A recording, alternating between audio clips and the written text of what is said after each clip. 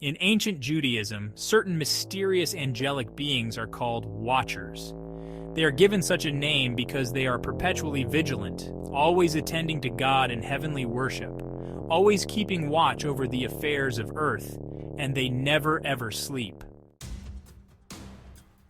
For example, in the book of Daniel, there is mention of the decree of the Watchers, an order of holy angels who declare the news of how the Babylonian king Nebuchadnezzar will be humbled by his humiliation. But there is another side to the Watchers. They are also associated with fallen angels, fallen in the cosmological sense of descending from heaven to earth, but also morally fallen by rejecting their place in heaven, for having sexual relations with women, and for refusing to worship the divine image in Adam. In many texts, it is these watchers who are responsible for the intrusion of evil into the world. In Genesis 6, we read about the sons of God who abandoned heaven to procreate with women, and whose resulting offspring were the Nephilim. The sons of God who did this were often identified with the Watchers, rebellious angels, who introduced evil into the world.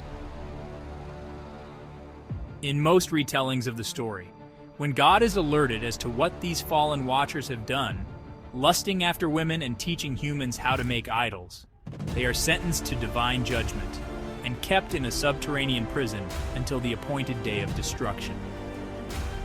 This is precisely what is stated in the Epistle of Jude, where Jude makes a point about the angels, who did not keep their own position but deserted their proper dwelling. God has kept them in eternal chains in deepest darkness for the judgment of the great day. Similarly, the heavenly battle between the archangel Michael and Satan in Revelation 12, which results in Satan being hurled down to the earth, is based on the same underlying story of fallen angels bringing chaos into the world. The most detailed description of the fallen Watchers comes in a composite text called 1 Enoch, which contains a work called the Book of Watchers. This book begins with Enoch's prophecy of judgment against the wicked and promises of blessings for the righteous.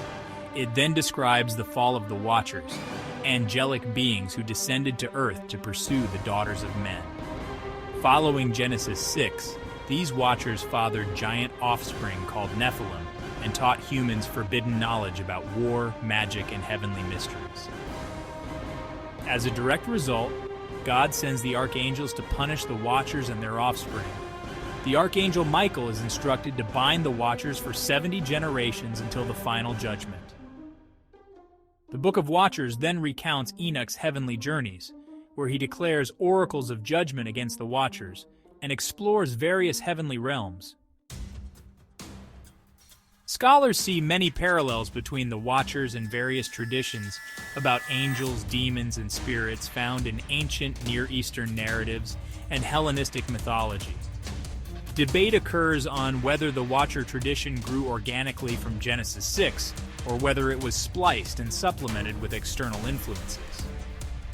Most likely, the Watchers reflect a broad ancient worldview, where divine beings had significant influence over earthly affairs, for good or for ill. The Watchers are usually divine messengers, yet they are elsewhere portrayed as celestial beings who, despite their original purpose, became corrupt and contributed to humanity's moral decline.